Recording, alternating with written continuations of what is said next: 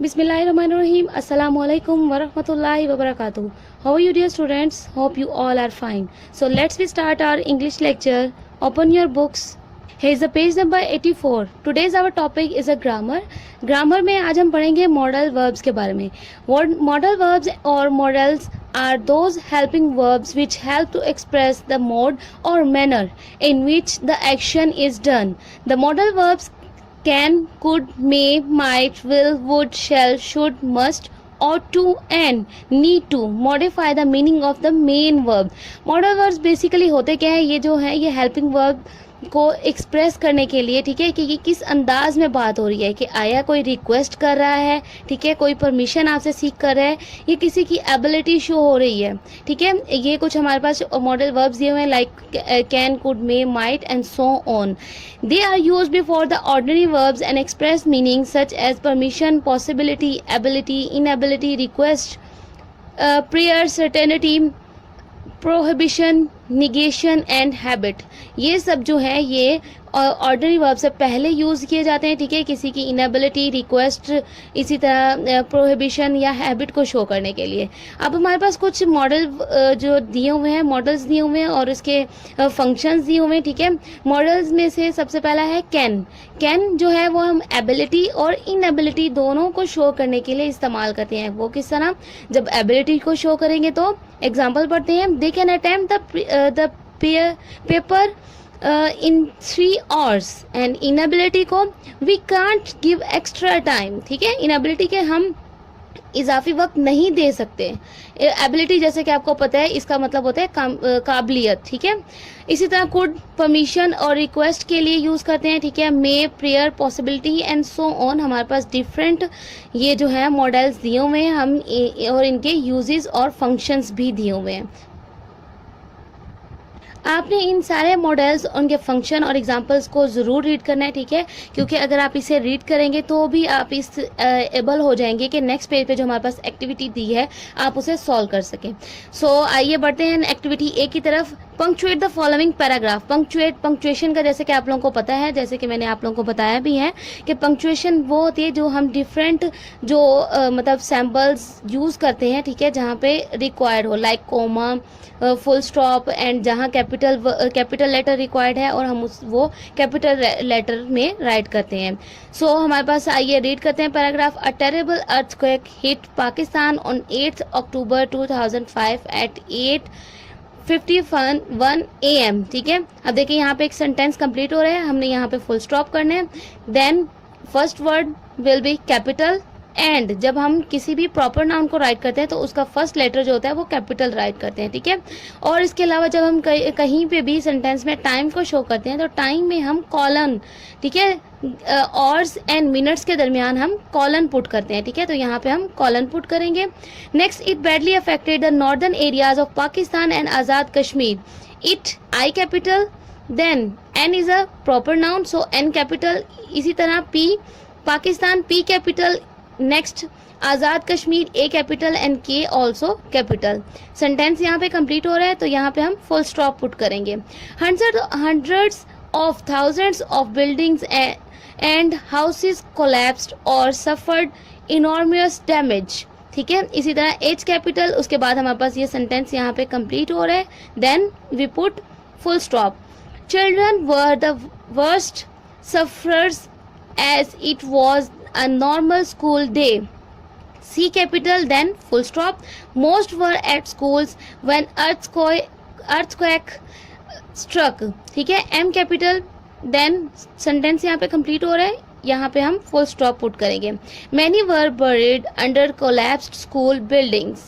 तो इसी तरह M capital and in the last of the sentence we put full stop. On the next page, activity B is use appropriate modal verbs given in brackets to fill in the blanks. हमारे पास कुछ modal verbs दिए हुए हैं, हमने इनमें से choose करके blanks को फिल करना है, ठीक है. So the first one is his opinion dash be true, कि उसकी तजवीज़ या जो उसकी ओपिनियन है वो ट्रू हो सकती है। अब ये किस चीज़ को शो कर रहे हैं, ये पॉसिबिलिटी को शो कर रहे हैं। तो जब भी किसी सेंटेंस में पॉसिबिलिटी को शो किया जाता है तो उसके लिए हम मॉडल वर्ब जो है वो माइट यूज़ करते हैं। ऑन द नेक्स्ट सेंटेंस है हमारे पास, the girl dash write an essay, कि लड़की जो है वो ऐसे राइट कर सकती है। ठीक है, यहाँ पे एबिलिटी को शो किया जा रहा है। ठीक है, तो यहाँ पे हम क्या राइट करेंगे, we write can, because the sentence is the girl can write an essay, कि लड़की जो है वो ऐसे राइट कर सकती है। ठीक है, इसके अलावा बेटा रिमेनिंग 6 सेंटेंसेस जो हैं वो आपने खुद करने। सेंटेंसेस को सॉल्व करने से पहले, ब्लैंक्स को फिल करने से पहले आपने जो हमारे पास पीछे एग्जांपल्स दिए हुए हैं मॉडल वर्ब्स की और उनके फंक्शंस दिए हुए हैं, पहले उन्हें लाजमी रीड आउट करना है। आप उन्हें जब रीड आउट करेंगे तभी आप इस एबल होंगे कि आप ये ब्लैंक्स को फिल कर सकें। So today's our lecture is over. I hope you all understand. फी अमानिल्लाह, have a nice and safe day.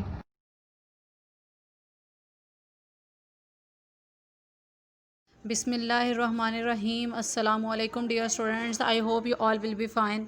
आज हम एक्सरसाइज 2.2 का क्वेश्चन नंबर 2 सॉल्व करने जा रहे हैं। इसमें हमारे पास स्टेटमेंट जो दी हुई है वो क्या है, सिंप्लीफाई द फॉलोइंग, यानी कि जो भी हमारे पास स्टेटमेंट दी हुई है, जो भी वैल्यूज़ दी हुई हैं, हमने क्या करना है, उनको सिंप्लीफाई करना है। सबसे पहले जो हमारे पास क्वेश्चन है 1/11 प्लस इंटू -5/11 प्लस 10/11, तो इसमें हमारे पास जो डुप्लीकेट साइन है इनको हमने सिंगल साइन में कन्वर्ट करना है। तो ये हमारे पास क्या हो जाएगा, 1/11 plus minus minus and 5/11 plus 10/11। अब इन तीनों के डिनोमिनेटर सेम हैं तो इसको हम वन टाइम राइट करेंगे और न्यूमरेटर की जितनी भी वैल्यूज़ होंगी उसको हम एज इट इज़ राइट कर देंगे। 1 - 5 प्लस 10 इज़ इक्वल टू, अब 1 - 5 ये -4 हो जाएगा, -4 प्लस 10 इज़ इक्वल टू 6 हो जाएगा, और इसका आंसर डिनोमिनेटर है जो 11 है तो इसका आंसर होगा 6/11। अब इसी तरह हमारे पास नेक्स्ट क्वेश्चन है 1/11 प्लस 11/10 प्लस इंटू -22/5। तो सबसे पहले हमारे पास जो है वो हम इसको सिंगल साइन में कन्वर्ट करेंगे। ये हमारे पास डुप्लीकेट साइन है। 1/11 प्लस 11/10 प्लस माइनस माइनस होता है -22/5। अब हमने क्या करना है, इसका एलसीएम फाइंड आउट करेंगे। तो जब हम इसका एलसीएम लेंगे तो एलसीएम में हमारे पास क्या आएगा, हमने एलसीएम लेना है 11 का, 10 और 5 का। ठीक है जी, तो ये 5 पे सबसे पहले हम इसको करेंगे, 11 एज इट इज़ रहेगा, 5 2 द 10, 5 1 द 5। 11 इसलिए एज इट इज़ रहेगा क्योंकि ये एक प्राइम नंबर है, ये 5 पे डिवाइड नहीं होगा। इसी तरह जो है इसको हम 2 पे करेंगे, ये 11 एज इट इज़ रहेगा, 2 1 द 2 और ये 1 1 हो गया। अब 11 एक प्राइम नंबर है तो 11 1 द 11 हो जाएगा। और इसी तरह जो है इसका अब हम देखते हैं कि एलसीएम क्या होगा, 11 2 द 22 एंड 22 5 द 110, तो एलसीएम इसका 110 है। अब हमने क्या करना है, 1 को, तो इसका जो है एलसीएम अब 110 आया है, तो हमने क्या करना है, 1 को 11 को, इसके डिनोमिनेटर की जो वैल्यू है 11, इसको किसी ऐसे नंबर से मल्टीप्लाई करना है कि जो किसके इक्वल हो जाए, 110 के इक्वल हो जाए। तो 11 को हमने किया है मल्टीप्लाई से 10 मल्टीप्लाई बाय 10 किया है, तो इसका आंसर हमारे पास क्या आया है, 110। अब यही 10 जो है इसके न्यूमरेटर के साथ मल्टीप्लाई करेंगे तो 10 1 द 10 हो जाएगा। नेक्स्ट ऑफ वैल्यू है, तो नेक्स्ट वैल्यू में 10 है हमारे पास डिनोमिनेटर, तो डिनोमिनेटर को हम किसी ऐसे नंबर से मल्टीप्लाई करेंगे कि जो 110 के इक्वल हो जाए। तो 10 को हमने मल्टीप्लाई किया है 11 से, तो 10 11 द 110, ये 110 हो गया। अब इस 11 को हम न्यूमरेटर के साथ भी मल्टीप्लाई करेंगे तो 11 11 द 121 माइनस, अब 5 को किसी हम ऐसे नंबर से मल्टीप्लाई करेंगे कि जो हमारे पास इसका आंसर 110 आ जाए। तो 5 को हम मल्टीप्लाई करेंगे 22 से, तो हमारे पास आंसर क्या आ जाएगा, 110। अब यही 22 जो है इसके न्यूमरेटर में मल्टीप्लाई कर देना है। 22 multiply by 22 is equal to 484। अब सबसे पहले हम इसकी एडिशन करेंगे, इन दोनों के एलसीएम सेम है तो हम इसको 1 टाइम राइट करेंगे और 10 और 121 को प्लस करेंगे तो इसका आंसर हमारे पास क्या आएगा, 131 माइनस 484 बाय 110।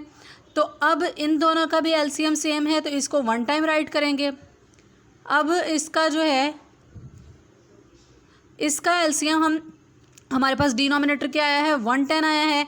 तो जब हमने इन दोनों वैल्यूज़ को माइनस किया है तो 353 इसका आंसर आया है। और अब ये लेस छोटी वैल्यू में से बड़ी को माइनस किया है तो इस वजह से ये क्या होगा, माइनस का साइन यूज़ होगा। ठीक है जी। अब ये आपका आज का लेक्चर है। क्वेश्चन नंबर 7 to 12 के बिटवीन जितने भी आपके रिमेनिंग पार्ट हैं वो आपने एज अ होमवर्क करने हैं। और जब भी आपकी कोई एक्सरसाइज एंड होगी तो उस चैप्टर के एंड पे आपकी असेसमेंट होगी। उस असेसमेंट में आपको एक्सरसाइज में से क्वेश्चन दिए जाएंगे और आपने उनको, जैसे एक टेस्ट होता है तो आपने उसको उस तरह से सॉल्व करना है। अल्लाह पाक आपके इल्म में इजाफ़ा फरमाए। फ़ी अमान अल्लाह।